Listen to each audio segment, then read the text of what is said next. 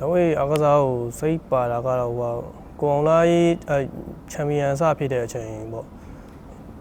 အဲ့ကနေပြီးတော့ဒါပေမဲ့စိတ်ပါတယ်ဆိုမှကျွန်တော်ဒီထဲကိုတော့မဝင်ဖြစ်သေးဘူးပေါ့အဲ့တော့ကျွန်တော်ကားမောင်းနေတဲ့နေထားပဲရှိသေးတယ်ဆိုတော့အဲ့ကနေတစ်ဆင့်မှာဖြည်းဖြည်းချင်းဒီဟာကိုဝါသနာပါပြီးတော့လောက်ကြည့်မယ်လို့လူငယ်ဖြစ်တဲ့အတွက်လောက်ကြည့်မယ်ဆိုပြီးတော့ဆုံးဖြတ်ပြီးတော့ဒီရန်ကုန်ကျွန်တော်ရှမ်းပြည်ကနေပြီးတော့ဆင်းလာပြီးတော့စပြီးတော့ join ဖြစ်တာပေါ့ပထမဆုံးလက်ဦးဆရာကတော့ဆရာမောင်ပါပဲပေါ့ဟုတ်ဆရာ YNCA ဆရာမောင်ဆရာကျွန်တော်ကိုအဲ့လိုမျိုးပေါ့ခုတယောက်တည်းကျွန်တော်ကစားနေတဲ့အချိန်ဒီမှာသူတွေ့ပြီးတော့ကျွန်တော်ခွင့်ရေးပေးပြီးတော့သူနဲ့သူလက်တွဲဖို့ကမ်းလှမ်းခဲ့တာပေါ့ဟုတ်ကျော်ဝေရန်ကကျွန်တော်မြန်မာရိုးကလောဝီလောကတာအားကစားလောကတာလည်းမဟုတ်ပါဘူးခင်ဗျ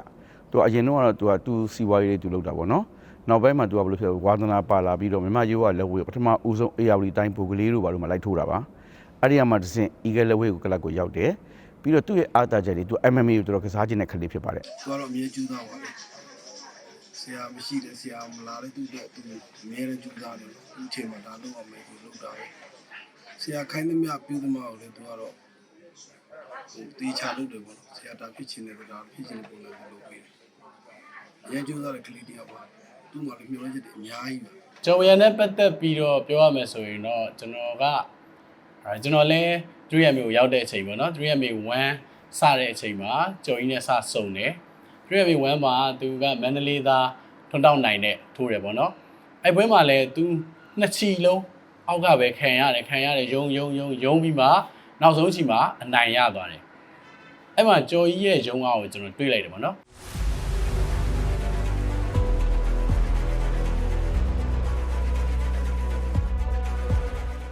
ကျွန်တော်ဆွေမျိုးထဲမှာဘူးမှလည်းမရှိဘူးကျွန်တော်တနယ်လုံးမှာလည်းကစားသမားတွေမရှိတော့အကုန်လုံးကစန့်ကျင်နေအပြုံတွေပြုကြတာပေါ့ဟိုဒါထုံးတယ်ပါပဲမိဘတွေကတော့ကိုသားသမီးကိုနာကျင်တာတော့ဘူးမှကြိုက်မှာမဟုတ်ဘူးနောက်ပိုင်းတော့ဖြည်းဖြည်းချင်းကျွန်တော်အကျိုးစားမှုကိုတို့အတိမတ်ပြုပြီးတော့ဒီနောက်ပိုင်းလိုအပ်တဲ့ sporting တွေပါလေကျွန်တော်အိမ်ကနေပြီးတော့ကျွန်တော်မိဘတွေကကျွန်တော်လိုရည်သိမ်းမရှိအောင်အဆင်ပြေအောင်ဖမှုပြပါတယ်ဟုတ်ပေါ့ professional ပွဲကကျွန်တော်အရင်နှစ်2024လောက်မှကျွန်တော်စပြီးတော့ထိုးပြတာပေါ့အမှတ်တရကတော့ပထမဆုံးအဲ့ professional ပွဲကပြည်ပပွဲပေါ့ပြည်ပပွဲကမ္ဘောဒီးယားကိုသွားရတယ်ပွဲအဲ့ပွဲပဲပေါ့အဲ့ပွဲကတော့အရင်လဲစိတ်လှုပ်ရှားရတယ်ဘယ်လိုပြောမလဲကျွန်တော်ကလည်းအရင်ကလပ်တွေနဲ့ဆရာတွေနဲ့လည်းမ join ဖြစ်သေးဘူးတယောက်တည်းပဲလောက်တစ်ဖက်နဲ့လေ့ကျင့်နေတဲ့အချိန်မှာအဲ့လိုမျိုးခွင့်ရတော့ဆိုတော့ရန်စိတ်လှုပ်ရှားမိတာပေါ့ကျော်ဝေရန်လက်ရှိ MMA ကစားတဲ့ခါကျတော့အချုပ်အတိုင်းနဲ့သူ့ရဲ့တမန်မှုကိုအားတာပြီးကစားတဲ့အားကစားနည်းမျိုးဖြစ်ပါတယ်အဲ့တော့သူကဒီအချုပ်တိုင်းဦးစားပေးပြီးလေ့ကျင့်နေတော့သူ့ရဲ့မတိစိတ်တီးစိတ်ပေါ့နော်အားကစားသမားမတိစိတ်တီးစိတ်ဆိုရဲအဲ့မတိစိတ်ကိုကသူက MMA ဓမ္မတယောက်ဖြစ်ချင်တဲ့စိတ်ပဲသူရင်ထဲမှာများနေတယ်အဲ့တော့မြတ်ရိုးကလက်ဝဲကိုလည်းကောင်းကောင်းထိုးတတ်မှတယ် MMA အတွက်လည်းအဆင်ပြေမှာဖြစ်တဲ့အတွက်ကိုအုတ်သူ့ရဲ့ဆရာကိုမောင်းနေပြီးတော့ MMA မြတ်ရိုးကလက်ဝဲကိုစနစ်ကျစီစဉ်ဆောင်ရွက်ပေးနေလို့သိရပါတယ်ခင်ဗျာသူတို့ဒီလိုမျှော်လင့်ချက်ရှိတဲ့ကလေးတွေကိုနီးပြတွေနေနေရတယ်သူတို့ကိုဖြည့်ဆည်းပေးရမှာပေါ့ကျွန်တော်ဘက်ကတော့အတက်နိုင်မှုဖြည့်ဆည်းပေးတာပါညပွဲတွေလည်းအများကြီးရှိပါတယ်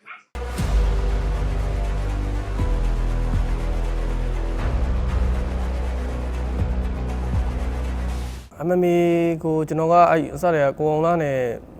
ပတ်သက်ပြီးတော့အဲ့လိုစိတ်ဝင်စားရတာပေါ့နော်ဒီဟာကိုဒီကစားနည်းကို join ရင်တာဒါပေမဲ့မြန်မာနိုင်ငံမှာအဲ့အချိန်ကျွန်တော်စပြီးတော့ရောက်တော့2023ရန်ကုန်ရောက်လာတဲ့အချိန်မှာဟို MMA ပွဲဆိုမရှိတော့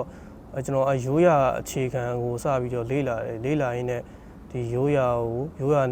အခြေခံနဲ့နောက်ပိုင်းမှာ MMA ပွဲလေးတွေဒီ AS ကကျင်းပလာတော့ AS နဲ့ join ပြီးတော့ဒီလိုကစားဖြစ်တာပေါ့ကိုရိုးရာကတော့ star mine တီးတန်ပေါ့ star mine တီးတန်ကြောင့်ဘယ်လိုပြောလဲပညာပိုင်းရောမာကုံပိုင်းရောအသေးပိုင်းရောအကုန်လုံးပေါ့ရှင်ပြိုင်ရတဲ့ကစားနည်းတစ်ခုလွယ်နဲ့လည်းအနိုင်ရဖို့မလွယ်ဘူး။ဘာဖြစ်လို့ဆိုတော့ကိုထိုးလိုက်လို့နော့ကောက်ကျသွားရင်ဆိုတော့သူ့မှာအနာတောင်စနစ်ရှိမယ်။တခြားသူဘယ်လိုပြောမလဲအခွင့်အရေးအများကြီးရှိတယ်။သူပြန်ထလာပြီးတော့ပြန်ပြီးတော့အကျိတ်နဲ့ပြန်ပြီးတော့ရှင်ပြိုင်ရအောင်။ MMA မှာကျတော့အမားတစ်ခုလုံးပြီးလို့ကိုကအမားတေးသေးလေးလုံးပြီးလိုက်လို့ပြန်မဲ့ကလည်းတစ်ချက်ထိပြီးတော့နော့ကောက်ကျသွားတယ်ဆိုရင်တော့မှအခွင့်အရေးကပြန်ထလာနိုင်ဖို့အခွင့်အရေးကအင်မတန်နည်းတယ်ပေါ့အဲ့လိုမျိုးကွာခြားချက်ကလေးတွေတော့ရှိပါတယ်ဟုတ်ကျွန်တော်အခုလောဆယ်တိုင်းနာကျွေးမှာလုံးမဲ့ပွဲမှာလဲကြော်ဝင်းအောင်ပွဲထုတ်ဖို့ကျွန်တော်စီစဉ်နေပါတယ် သူနဲ့ထိုးဖက်ညီမဲ့လူတယောက်ကိုကျွန်တော်ရှာပြီးတော့ပွဲတွဲပြီးစူးစမ်းစီစဉ်ဆောင်ရွက်နေပါတယ်ခင်ဗျာ MMA တို့အရန်အားတာနေတဲ့ကလေးဖြစ်တယ်ရိုးရာကိုတော့ကျွန်တော်စူးစမ်းဆောင်ရွက်နေတယ်ဒါပေမဲ့ရိုးရာ၄၅ပွဲထိုးပြီးရင်သွားလို့ရှိရင်သူရိုးရာကိုတော့ဆွဆွမဲ့ထိုးမယ်လို့ကျွန်တော်ယုံကြည်နေပါတယ်ခင်ဗျာ သူခေါ်မှာပွဲလေးထိုးဖို့ရှိတယ်ဗျနောက်ပြီးရိုးရပွဲလေးကျွန်တော်ထိုးဖို့ရှိပါတယ်နောက်ပိုင်းတော့သူ့ကိုကျွန်တော်တော့ရိုးရနဲ့ခေါ်မှာပဲအားပေးတာပဲ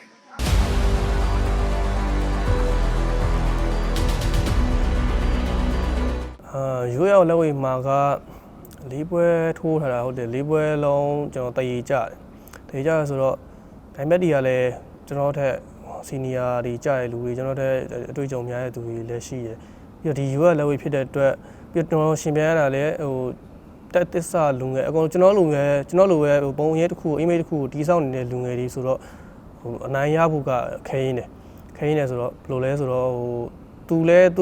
သူ့ရဲ့ record ပြတ်သွားအောင်သူတို့လည်းမလုပ်နိုင်ဘူးရိုးရမှာကြတော့နည်းနည်းကျွန်တော်ကစားတဲ့ပုံစံကလည်း MMA ကိုကျွန်တော်ကအဓိကသွားခဲ့တဲ့ကောင်ဆိုတော့ဟိုအရင် safe ဖြစ်အောင်ဘယ်လိုပြောမလဲ no round မကြောက်အောင်ကျွန်တော်ကစားတဲ့အဲ့အချင်းလေးကရိုးရစင်ပေါ်မှာပါလာတော့ကျွန်တော်အဲ့လိုနည်းကျွန်တော်အဓိကကြာသွားအောင်မထိအောင်လို့ကျွန်တော်တေချာတတိထားပြီးကစားတဲ့ခါကျတချို့နေရာတွေမှာကျွန်တော်ပွဲဖြတ်ဖို့ကျွန်တော်လိုအပ်ချက်ကလေးတွေရှိရဲအဲ့ဒါလေးတွေကျွန်တော်ပြန်တွေးရတယ်ရိုးရမှာအဲ့လိုမျိုးလေးအဲ့ပိုင်းလေးကျွန်တော်ပြင်လိုက်မယ်ဆိုရင်နောက်ပိုင်းမှာအနိုင်ရနိုင်ဖို့ကျွန်တော်မြင်တယ်ပေါ့နော်အဲ့ဒါလေးလည်းပြင်သွားဖို့ရှိတယ် MMA မှာကြတော့အမှားတစ်ချက်ကလေးအမှားတစ်ချက်ပြန်မဲ့ကအမှားတစ်ချက်လောက်တာနဲ့ကိုကအခွင့်အရေးတစ်ခုရတာနဲ့ကောင်းကောင်းအသုံးချနိုင်လိုက်အောင်နဲ့ပြီးသွားရဲဆိုတော့ဟိုဘယ်လိုပြောလဲ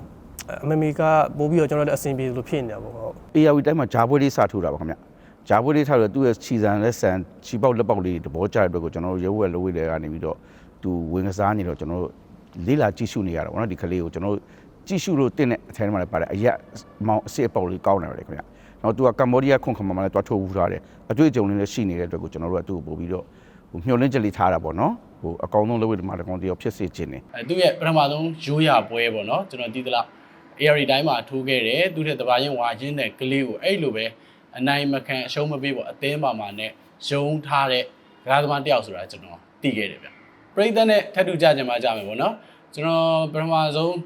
ကြော်ကြီးပါလဲဆိုပြီးအတိမတ်ပြုခဲ့တာကတော့3ရက်မိမှာပဲပေါ့နော်လွင်ထက်နဲ့ပွဲမှာအဲ့လိုပဲအကျိတ်နဲ့ကစားပြီးသူလွင်ထက်ကိုအနိုင်ရလိုက်တယ်အဲ့ဒီရဲ့နောက်မှာတော့သူအတန်းမှာအကောင်းဆုံးကစားသမားလို့ပြောလို့ရတဲ့ဝင်းလိုက်ထုံးနဲ့ထိုးတယ်အဲ့ဒီအချိန်မှာ3ရက်မိကအမတ်ဘေးစနစ်မကျင်းပရသေးတဲ့အချိန်မှာဝင်းလိုက်ထုံးနဲ့တည်ကြသွားတယ်ကျော်ကြီးကတကယ် MMA မှာ ground defense ကောင်းတဲ့ကစားသမားတစ်ယောက်ဆိုတာသိခဲ့ရတဲ့ပွဲတွေပေါ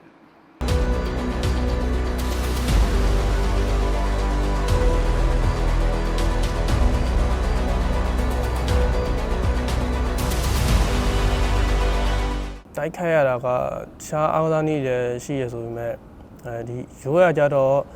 ကျွန်တော်တို့မြန်မာနိုင်ငံအမွေအနှစ်တစ်ခုကိုလိုတိုက်ခိုက်ကစားသမားတယောက်ဒီမြေကထွက်တဲ့ဒီမြေကနေပြီးတော့ပေါက်ဖွားမဲ့လူတယောက်ဖြစ်တဲ့အတွက်ဒီကစားနည်းကိုဟိုချစ်မြတ်နိုးရမယ်ဒီကစားနည်းနဲ့ပတ်သက်ပြီးတော့နားလည်းတီးကျွမ်းရမယ်ဆိုတဲ့စိတ်နဲ့ဒီရိုးရကိုအဓိကထားတယ်ပြီး MMA ကကိုယ့်ရဲ့တစ်ဖက်ကဝါသနာပါတယ်ပြီးတော့စိတ်ဝင်စားရတယ်ဆိုတဲ့အတွက်ဒီ MMA နဲ့လည်း join ဖြစ်တယ် သူနဲ့တင့်တော်မှာတော့ဗောကျွန်တော်အခုမြင်နေရတယ်သူတကယ်တမ်းယူရလုံးဝေးတဲ့ဆာမွေးစစ်တဲ့ခေါ်မှာပေါ့နော်အဲ့လိုပြောမယ်ဆိုတော့သူကအာဖရိကတို့ဟိုကျွန်တော် fight long sport ကအာဖရိကတို့ရီဂရက်ကအောင်ဂိုလာတို့နဲ့ထိုးရင်တော့သူရဲ့ထိုးဘက်ကလေးတွေဖြစ်တယ်လို့ကျွန်တော်မြင်ပါတယ်ခင်ဗျာ သူ့ဘက်ကလည်းကြိုးစားအထောက်မှုရှိရမယ်ဆရာတွေဘက်ကလည်းကြိုးစားအထောက်မှုရှိရမယ်အဲ့ဒီနှစ်ခုပေါင်းစပ်မှအောင်မြင်မှုတစ်ခုပဲဖြစ်လာတယ်ကျွန်တော်တော့ကြိုးစားတဲ့ကလေးတွေကိုတော့အမြင့်ဆုံးတနေအောင်ကျွန်တော်ပို့ပြီးတော့ပါကျွန်တော်ရဲ့ရည်ရွယ်ချက်ပေါ့နော် အားသာချက်ကဘာလဲဆိုစိတ်ဓာတ်ပဲဗျသူစိတ်ဓာတ်အရန်မာကြောတယ်ရိုးရလို့ပြောရင်တော့အသေးပေါ့နော်အသေးကောင်းတယ်ဇွဲလည်းကောင်းတယ်အဲ့တော့အဲ့ဒီဟာကိုကျွန်တော်ဘယ်မှာတွေ့လဲဆိုသူ့ရဲ့ပထမဆုံးပြပပွဲအလက်ဇန်ဒရိုနဲ့ကျွန်တော်ကိုယ်တိုင်အခုလူလိုက်သွားရတဲ့ကမ်ဘောဒီးယားပွဲမှာတွေ့ခဲ့တယ် defense ကောင်းတယ် pressure ပေးတယ်ပြိုင်ဘက်ကိုအားကုန်အောင်လုပ်ပြီးတော့ကစားတယ်နောက်ဆုံးမှအနိုင်ယူမယ်မင်းတို့ကြိုက်သလောက်ပထမချီဒုတိယချီနဲ့မှာစီးနေပါစေကြော်ကြီးပြန်လာမယ်ဆိုတော့မျောလင်းချက်ကိုရစေတဲ့ကစားသမားပေါ့ကျွန်တော်အမြင်ပေါ့နော်ကျော်ရဲ့အားနည်းချက်က stand fight မှာလည်းကောင်းတယ်ကွာလက်ဒီပါဝါကောင်းတယ်ကစားကွက်စုံတယ်ground game မှာကျတော့သူက defense မှာကောင်းပေမဲ့သူ finishing ဘိုင်းပေါ့သူ ground game အဆုံးသတ်တဲ့နေရာမှာနည်းနည်းလေးအားနည်းတယ်လို့မြင်တယ်ဒါကျွန်တော်တယောက်တည်းရဲ့အမြင်ဖြစ်ပါတယ်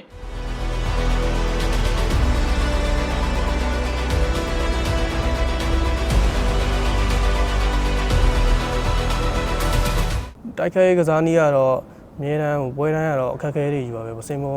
မတက်ခင်လည်းဂျားထဲမှာpressure တွေရှိတာပဲစင်မောဘယ်လိုပြောလဲစင်မောရောက်တော့လဲ pressure ရှိတယ်ထိုးနေတော့လဲ pressure ရှိတယ်ပေါ့အဲ့လိုမျိုးဂျားထဲမှာအဓိကကျွန်တော်ကိုယ့်ကိုပြန်ပြီးတော့ဖြစ်တာကတော့ဘယ်သူမှငါ့ကိုလွယ်လွယ်နဲ့တော့နိုင်မြူစေရဘူးပေါ့နောက်ဆုံးကိုတကယ်လို့ပြိုင်ဘက်ကကျွန်တော်ထက်အများကြီးတားနေတယ်အများကြီးလက်ရည်ကွာနေသူ့ကိုအနိုင်မယူနိုင်တော့ဘူးဆိုတော့မှဒီပြိုင်ဘက်ကငါ့ကိုလွယ်လွယ်နဲ့တော့အနိုင်ယူခုမပေးနိုင်ဘူးဆိုတဲ့စိတ်နဲ့ပဲကျွန်တော်အဲ့လိုရှင်းပြပါတယ်အဓိကနိုင်ဝါးရေးဖြစ်စေရှုံးဝါးရေးဖြစ်စေကိုပွဲကိုတော့ပွဲပြီးရင်တော့အားနေချက်တွေအားလာချက်တွေတော့တိတာတယ်ပေါ့ပြီးရင်ဒီဗီဒီယိုလေးပြန်ကြည့်ပြီးတော့ကိုယ့်ရဲ့အကူလူတွေဆရာတွေပြီးတော့စီနီယာတွေတခြားကြည့်တဲ့စီနီယာနားလေတဲ့ဆရာတွေကိုစီနီယာတွေကိုကျွန်တော်ပြန်မေးတယ်အကိုကျွန်တော်ဒီဘက်မှာဘာတွေတိုးတက်လာခဲ့လဲပြီးတော့ဘယ်နေရာလေးတွေဘယ်လိုပြင်ဆင်ရမလဲအဲ့ဒါကကျွန်တော်လုံးလေးလောက်တာရှိတဲ့အလုပ်တစ်ခုကျွန်တော်အဲ့လိုပြန်မေးတယ်သူတို့စီကနေပေါ့သူတို့ကအဲ့ဒါမှကျွန်တော်ကိုအပြင်ကကြည့်ရလူတွေကကျွန်တော်တို့ရဲ့ကစားကွက်ကိုစီနီယာကြီးလည်းဖြစ်တဲ့အတွက်တည်တယ်မြင်တယ်အဲ့တော့သူတို့ကပြန်ပြောပြတဲ့အခါမှာဗာလေးလိုရဆိုရင်အဲ့ဒါကိုကျွန်တော်ကနောက်ပွဲမှာကျွန်တော်ပြန်ဖြည့်တယ်ပြန်ဖြည့်ပြီးတော့သူတို့စီကနေပြီးတော့ကျွန်တော်ကအကြံဉာဏ်တောင်းတယ်ဆရာနဲ့ပြန်ပေါင်းပြီးတော့ဒီဟာကိုပြန်ပြီးတော့လိုအပ်တဲ့ဟာလေးတွေကိုပြန်ပြီးတော့လိုရမယ်ပြန်အဆင်ပြေးလာအောင်ပြန်ပြီးတော့ powerful ဖြစ်လာအောင်လို့ကျွန်တော်ပြန်ပြီးလေ့လာတယ်ပြန်ပြီးတော့လေ့ကျင့်ပါတယ်ပေါ့ကျွန်တော်ဒီမျိုးဆက်တစ်ပွဲကနေတက်လာတဲ့ကလေးတွေအစင်လာသမိုင်းလည်းရှိခဲ့ပါတယ်ဒီလိုမျိုးဆက်တစ်ပွဲများများလှုပ်ဝိဓမာကောင်းတွေပေါ်ထွက်လေပါပဲခင်ဗျတချို့ကလေးတွေက training လုပ်နေတယ်ပွဲမထိုးရဘူးအဲ့တော့ပွဲမထိုးရတဲ့အတွက်ကိုသူတို့ပွဲကဘာမှမသိဘူးတကယ်စင်မော်ရဲ့အတွေ့အကြုံသူတို့မှမရှိပါဘူးခင်ဗျဒီလိုမျိုးဆက်တစ်ပွဲလေးလှုပ်ပြီးခြင်းအဖြစ်သူတို့စင်မော်အတွေ့အကြုံရတယ်သူတို့ရဲ့အားနည်းချက်အားတာချက်သူတို့ရဲ့အသေးတက်တီကိုကျွန်တော်စင်မော်မှာမြင်ရပါမှာအောက်မှာတော့ကျွန်တော် training လုပ်နေတယ်ဘယ်လိုမှမမြင်နိုင်ပါဘူးခင်ဗျဒါကြောင့်မို့ကျွန်တော်အစင်လာကိုလိုသိပါတယ်ဂျပန်မြန်ထွန်းလွင်မိုးတို့ကျော်စွာဝင်းတို့အများကြီးပဲကောင်းလို့စွမ်းထက်နိုင်လို့ဆိုတာဒီမျိုးဆက်တစ်ပွဲတက်သွားတာပါကလေးပါအခုမျိုးဆက်တစ်ပွဲမှာလည်းတော်တော်များအလားလာရှိတဲ့ကလေးတက်နေတာကျွန်တော်ကိုလိုမြင်တွေ့နေရပါတယ်ခင်ဗျာဒါမှမဟုတ်မျိုးဆက်တစ်ပွဲများများလှုပ်လေကျွန်တော်ရိုးကလှုပ်ဝဲလောကတိုးတက်လေပါပဲခင်ဗျာ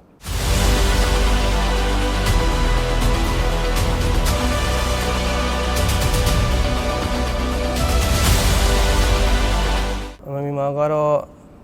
့အကျုံးသလိုလိုရမလဲကစားရတယ်ဆိုပေမဲ့အဓိကအားတန်တာတော့ stand ဘိုင်းကိုပဲအားတန်တယ်ရိုးက background ကလာတဲ့ fighter ဖြစ်တဲ့အတွက်stand ပဲအဓိကထားတယ်ပေါ့ဟုတ်ကျော်ဝေးအောင်ကျွန်တော်အញ្ញံပေးနေလဲဆိုအပူအချုပ်တဲ့ဆိုင်လက်သီးလက်ပေါက်လေးကိုသူ့ဆရာဦးမောင်ဦးလို့ဆိုတော့ပြန်ပေးနေပါတယ်အကန်နေအတိုက်တွေကိုတော့ဦးစားပေးပြီးလိုက်ကြလိုက်တော့ကျော်ဝေးကအကောင်းဆုံးကားကားမတယောက်ဖြစ်လာနိုင်မှုအရေးချင်းရှိပါတယ်ခင်ဗျတပည့်ဒီတူးချင်းဒီတယောက်ချင်းစီကိုအမြင့်ဆုံးတင်နေပို့ပေးခြင်းနဲ့ဆရာတွေပါအဓိကတပည့်ဒီစူးစမ်းအထုံးလို့နော်မစူးစမ်းကလေးကတော့ရွေချက်လည်းရှိမှာပန်းနိုင်တဲ့လူပေါ်မှာရေးမှာအများနဲ့စူးစမ်းနေဖို့ပဲလိုပါတယ်ကစားသမားတယောက်အနေနဲ့ကျွန်တော်အနေနဲ့ကတော့နီးပြကောင်းတယောက်တော့ဖြစ်အောင်စူးစမ်းနေပါတယ်လိုရောလေလက်ရှိမှာတော့အမမီလာယူရလာတော့ကျွန်တော်လည်းမပြောတတ်ဘူးဆိုတာလက်ရှိမှာခ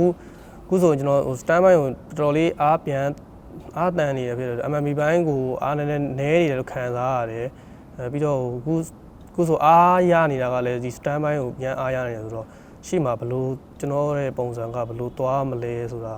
မပြောတတ်ဘူးဝမ်းပဲရောက်ဝမ်းဝယ်သွားနိုင်အောင်ကြိုးစားမလားဒါမှမဟုတ်တခြားအဖွဲ့အစည်းမှာပဲအဲ့လိုမျိုးကြိုးစားမလားဆိုတာကတော့ကျွန်တော်အနာဂတ်ကမပြောတတ်ဘူးပေါ့နော်ဒါရင်ကျွန်တော်စူးစမ်းကြည့်အောင်ပေါ့ကျုံရံမှာကအခုဆိုရင်ပါတနာကောင်းတွေလည်းရှိနေပြီဆရာကောင်းတွေနဲ့လည်းလေ့ကျင့်နေတယ်အရင်တော့ဆိုသူကလပ်မှာမဟုတ်ဘဲနဲ့ပေါ့နော်သူပါသူတစ်ဖက်ကတက်စီမောင်းနဲ့လေ့ကျင့်နေတာတောင်ဒီလောက်အခြေအနေထိရောက်လာတယ်အခုဆိုရင်ကျုံရံကကျွန်တော်တို့တည်တလောက်ပေါ့နော်ပရိသတ်တွေလည်းလက်ခံထားသလောက်60ကီလိုတန်းမှာပြည်တွင်းပြစ် MMA ကစားသမားတွေထဲမှာအကောင်ဆုံးနဲ့ 3MA အတွက်ဘက်အရှားဆုံးဘက်အရှာရခက်ဆုံးကစားသမားဖြစ်နေတယ်အဲ့တော့ကျုံရံကိုဖြည့်ဆွက်ပြီးပြောရမယ်ဆိုရင်သူ stand fight တွေအများကြီးတိုးတက်လာတယ်အဲ့တော့ ground game ကိုဒါကျွန်တော်တို့လက်ရှိမြန်မာပြည်တွင်းမှာလည်းjiu-jitsu တွေနဗန်းဖွဲချုပ်တွေရှိတယ်အဲ့ဒီကဆရာတွေနဲ့စနစ်တကျသင်မယ်လေ့ကျင့်မယ်ပြီးရင်ပြည်ပကိုလည်း collaborate လုပ်ပြီးတော့ collaborate လုပ်တဲ့ training တွေတွားပြီးဆင်းမယ်လေ့လာမယ်ဆိုဒီကလေးကသူ့ရဲ့အရက်အမောင်း body structure အရာရောအသက်အရွယ်စိတ်အားထက်သန်မှုအရာရောပြည်ပထိထွက်ကစားလို့ရမယ် fighter ကောင်းတစ်ယောက်ဖြစ်လာမယ်လို့ကျွန်တော်တို့မြင်နေဗျရိုးရလက်ဝိတ်မှာကတော့ ဒီကကျွန်တော်တို့ရဲ့အကိုကြီးလည်းဟုတ်တယ်စီနီယာကြီးလည်းဟုတ်တယ်ကိုထုံးမင်းတို့ညီကိုတွေပါပေါ့ကိုထုံးမင်းတို့ထုံးမင်းအောင်တို့ကိုထုံးမင်းနိုင်တို့ပေါ့သူတို့ကတော့ကျွန်တော်တို့ရဲ့အားကြရတဲ့စီနီယာတွေသူတို့စီကလည်းပညာတွေယူနေရတယ်သူတို့ကလည်းကျွန်တော်တို့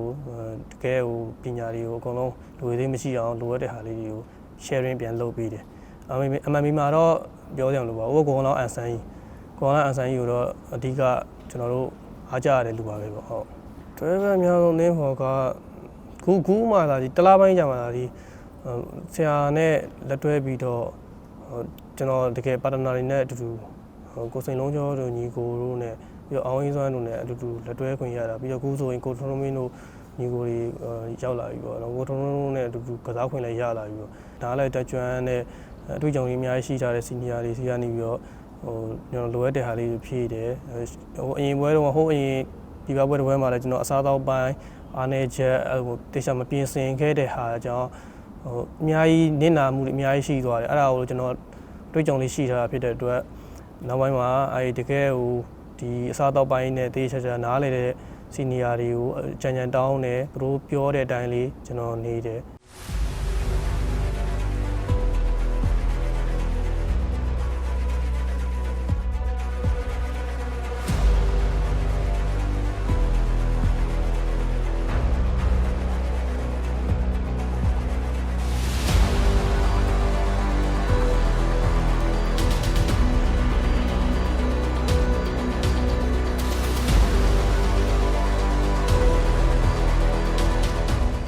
ဒီကစားနည်းကလည်းဘယ်လိုပြောမလဲနည်းနည်းဆွဲလန်းတဲ့ဟာမျိုးလေးပေါ့ဘာလို့ဆိုတော့တိုင်းနားနေနေဆိုရင်တော့ကစားသမားတယောက်ကဘာမှမလုပ်ဖိနဲ့နားနေတော့မှတခုလိုအပ်နေသူခံစားရတယ်မပြောတတ်ဘူးအဲ့ဒါတော့ကျွန်တော်အသက်30လည်းဖြစ်မယ်35လည်းဖြစ်သွားနိုင်တော့ကျွန်တော်ကစားနိုင်တဲ့အနေထားကျွန်တော်ရောင်းနိုင်တဲ့အနေထားအထိကျွန်တော်ဆက်ကစားသွားမှာပါဟုတ်ကျွန်တော်စိတ်ကူးရရပါတော့ကျွန်တော်တို့ရဲ့ 3MA က CEO ကိုယ်တိုင်ချမှတ်ထားတဲ့စိတ်ကူးစိတ်တန် policy အရရောကြော်ကြီးမှမဟုတ်ဘူးကျွန်တော်တို့ 3MA ရဲ့ကစားသမားတွေအကုန်လုံးကိုသူကပြည်ပ promotion တွေမှာ champion ဖြစ်တဲ့အထိကိုကျွန်တော်တို့မျှော်လင့်ထားတယ်အဲ့ဒီအတွက်လည်းအချိတ်ဆက်တွေလုပ်ပြီးတော့အထောက်ပံ့တွေပေးနေတယ်ကျွန်တော်တို့ကစားမယ်အဲ့တော့ကြော်ကြီးကိုလည်းပြည်ပ promotion တစ်ခုခုမှာ champion ဖြစ်တဲ့အထိကျွန်တော်တို့မျှော်လင့်ထားပါတယ်စီစဉ်တော့ဟိုရှိပါတယ်ကိုတိုးတက်ကြောင်းအဲ့လိုမျိုးသွားဖို့ကျွန်တော် plan တော့ရှိပါတယ်ဂျားထဲမှာတော့ဒီနေ့ထဲမှာတော့မပြောတတ်မဖြစ်တော့သေးပါဘူးဒါပေမဲ့ရှေ့ကြရင်တော့ကျွန်တော်ဒါမျိုးဟိုသွားလုပ်ဖို့အတွက်စီစဉ်ရှိပါတယ်ကျွန်တော်တိုးတက်ချင်လို့ရှိရင်ဘယ်လိုဖြစ်ပြပမှာလဲအတွေ့အကြုံတွေယူပြီးတော့နီးစနစ်ပိုင်းတွေဖြည့်ရမှာဖြစ်တဲ့အတွက်ဒါတော့လောက်ရမယ့်အရာတစ်ခုဖြစ်ပါတယ်ဟုတ်ရိုးရနဲ့ MMA မှာတော့ရီမချက်ကတော့အများကြီးရှိပါတယ်ပေါ့ကိုဘယ်လောက်ထိလုံးနိုင်မလဲပုံမူတည်ပြီးတော့ရှေ့ကြရင်တော့အဖြေပေါ်လာမှာပါဟုတ်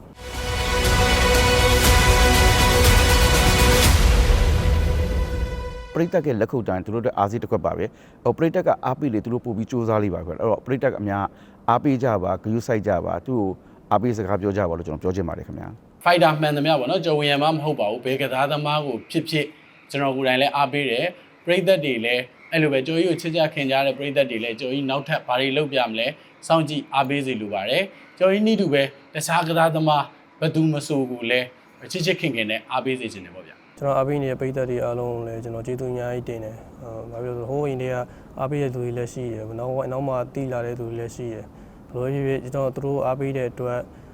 ကျွန်တော်အတွက်ခွန်အားတစ်ခုဖြစ်တယ်ပေါ့။ကျွန်တော်စူးစမ်းခြင်းစိလည်းပိုပေါက်လာတော့ကျွန်တော်ကတဖြည်းဟိုစူးစမ်းအောင်ပါဒီတိုင်းမနေပါဘူးဒီတိုင်းလည်းမနေချင်ပါဘူး။တဖြည်းဆက်ပြီးတော့ကိုယ့်ကိုလိုအပ်ချက်တွေကိုဖြည့်ပြီးတော့ဟိုထပ်ပြီးတော့အမြင့်ကိုတက်ဖို့စူးစမ်းနေမှာဖြစ်ပါတယ်။ကျွန်တော်အမြဲတမ်းစူးစမ်းအားပေးပါအောင်ပေါ့နော်။